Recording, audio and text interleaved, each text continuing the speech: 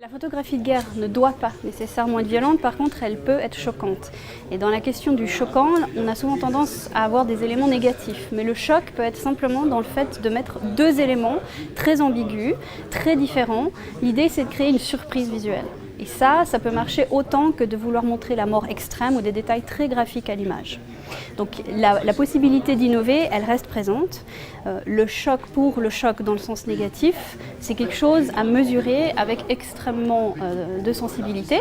On sait qu'il y a des choses qui marchent, on sait qu'il y a des choses qui ne marchent pas. Maintenant, on peut aussi montrer la mort d'une façon très douce. Alors la mort sera choquante pour certains, elle pourra être perçue comme totalement anodine pour d'autres. Donc ce qui est très complexe à comprendre, c'est comment le choc va fonctionner et sur qui il va fonctionner. Et sur là, il y a encore énormément de travaux et d'études à faire.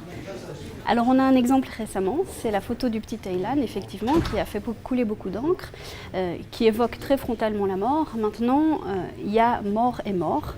Ce qu'on observe dans les médias, c'est qu'en général, la mort très graphique, on ne la montre pas tout le temps. Il y a certains types de morts, particulièrement les mutilations et les décompositions du corps, on ne les montre pas. La photo d'Aylan, c'est une photographie qui évoque la mort d'une façon presque métaphorique. On a beaucoup parlé de l'idée qu'il était presque endormi, il y a eu beaucoup de dessins de presse qui le montrent un peu comme un ange qui s'envole au paradis. Donc il y a l'idée d'une mort qui n'est pas si terrible que ça visuellement. C'est tout ce qu'il y a derrière, c'est la façon dont il est mort, c'est le pourquoi il est mort et c'est pourquoi on n'a rien fait qui est choquant. Même si la mort reste majoritairement un sujet tabou dans nos sociétés, depuis la fin de la Première Guerre mondiale, on ne la vit plus forcément en direct, on ne la voit que dans les images, donc il y a tout un rapport très complexe entre la mort et ses effets visuels. Le public arrive encore à s'émouvoir, en tout cas on le constate du côté des médias, dans les réactions qui peuvent se produire au sein des rédactions, dans le courrier des lecteurs, dans les commentaires qui s'affichent sur les chats, dans les forums, et aussi chez une autre catégorie d'acteurs, par exemple les organisations humanitaires qui utilisent aussi énormément d'images qui sont issues des médias ou qui collaborent avec des photographes pour produire des clichés qui visualisent certaines crises humanitaires. Et ce qu'on constate en fait, c'est que contrairement à beaucoup de rumeurs qui circulent sur la banalisation de la souffrance, le public s'émeut et le public donne.